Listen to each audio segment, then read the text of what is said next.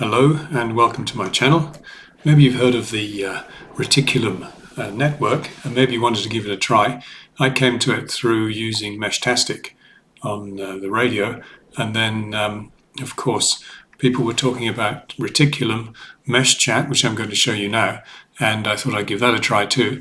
And I got a bit sidetracked away from the radio aspect, looking more at the Nomadnet, which is a network of connected nodes on this Reticulum network, which is a slightly underground network. It doesn't use the normal TCP/IP transport layer in the internet, but you can browse it via an internet connection. So to get started, I need to get rid of me. Where am I? Turn that off so we can see the web page better I'm looking at. And I'm going to show you how to install this software. Hopefully you can see that. It's called Reticulum Meshchat, written by Liam Cottle, very kindly publicized, and we're going to install it. And because I want to make this quick and easy, I thought I would use Windows. I let that slip out, didn't it? Because I'm sure the majority of people are still running Windows. Let's see if that changes. This is currently Windows 10, so I brushed the dust off it, Windows 10 machine, and I'm sure that the steps would be exactly the same on Windows 11 if you're running that operating system. So we need to go to this GitHub page for Meshchat, which I'll put in the link below as usual, and all we need to do is to download the version for Windows on this Windows 10 computer, and you'll see that there are different versions for different operating systems, but let's be quick and easy. Win installer, click on that, see what happens. And oh, it hasn't given me any warnings. This is because I've downloaded it before. That's why there's a 1 in brackets. If it's the first time you download this, then this download pop-up on Windows will tell you, we don't know what this is and you shouldn't download it. You have to say download it anyway, and then I think there's a button you have to click that says keep it, and then there's a hidden button you have to click more or info or something to be able to allow to save it. So you have to go through those stages of protection for you till you finally manage to download it onto your hard drive or SSD. So what I'm going to do is just click on Open File to run it. Here we go. Windows protects your PC. Thank you so much, Mr. Windows. Blah, blah, blah. Looks fine. That's what I just downloaded. Run it anyway because I want to use it. Would you believe that? Only for this user is fine. So these are the install steps on Windows. Where to put it? Yeah, that looks fine. So now it's installing on Windows. And I haven't done this for a while. Yeah, so this is supposed to be quick and easy. Still being installed. Okay. Run it. Let's run it straight away. So hit finish and run it. See what happens. Okay, it's minimized itself. Let's bring it back up, and it's let's make it full screen. Oh, actually not super full screen. Well, never mind. There it is. So this is the Meshchat program for Reticulum that I mentioned, and you can see I've actually run it before. I uninstalled it just for you and then reinstalled it. So this program is connected via the internet. We can look at the interfaces which are connected, and it's actually called up the config file from the previous installation, so it's already got all of this information in here. And what you would need to do to be able to use this via the internet is to just enable these two testnet interfaces. If I click on add interface here, yeah, it shows them. So you would have none there except your local and your internet connection. You click on add interfaces, and then you here find these two. So you click on use for both of these, and at the bottom there will be a save button. So you do that, and then in order to enable them, you have to restart the program by pressing the restart button, so it would restart. It all takes a couple of seconds. I've actually added one more manually, and I've also added a radio node. You don't need to do those things. Just add one or both of these, and that's enough already. And then, if you look at Network Visualizer, you should hopefully see that you are connected to a few things.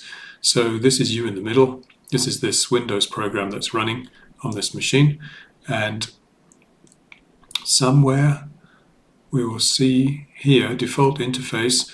This is the internet connection which you have, and this is your node that you're running. These are the testnet nodes that I added, and I recommend you try these first of all. There are plenty of other networks that are around, but they're not published. You need to be invited to join them, I'm sure. These are the publicly available ones for testing. And as you can see, they're both connected.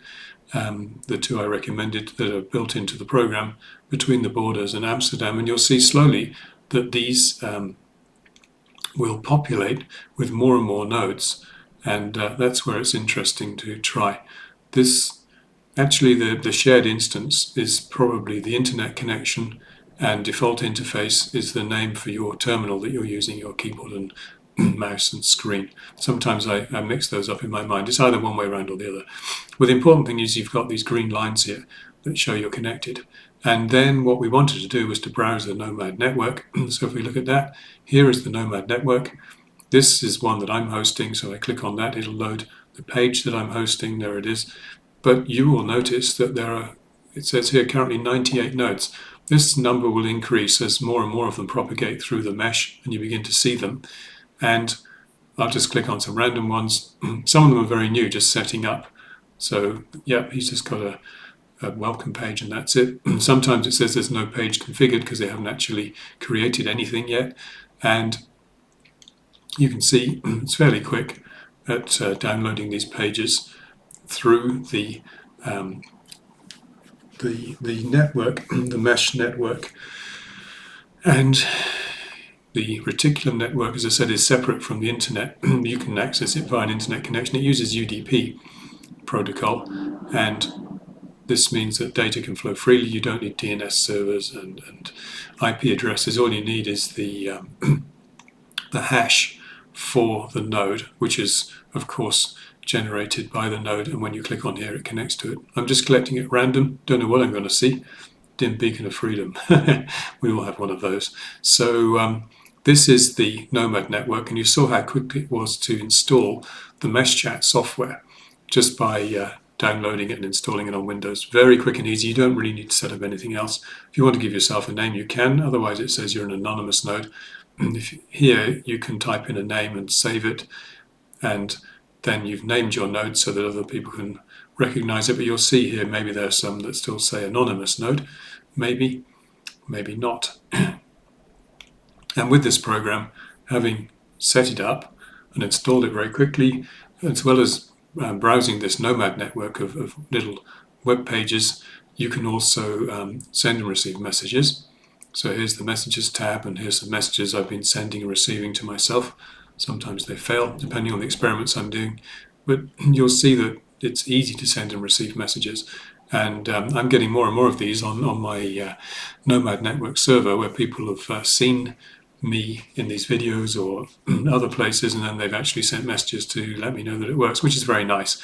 Of course, just by browsing the Nomad Network, if I look at mine here, I've put a button on it, which I'm going to make a video about, message me, and if you click on that, then it takes you straight to the messaging section of the software, so you can send me a message. And all of those, or many of those nodes on that network will have some kind of messaging facility like that. So that's all I want to show. A quick introduction to how to install Reticulum Meshchat very fast, browse the Nomad Network, and also how to send and receive messages. Please make comments in the comments below, or ask questions, or make suggestions. I learn quite a lot from comments that people have made, so thank you for those. And thank you to the people who write the software, of course. If you like the video, you could click like, and if you want to be informed of when I make more videos and upload them, then please click on subscribe. So goodbye, and see you in another video.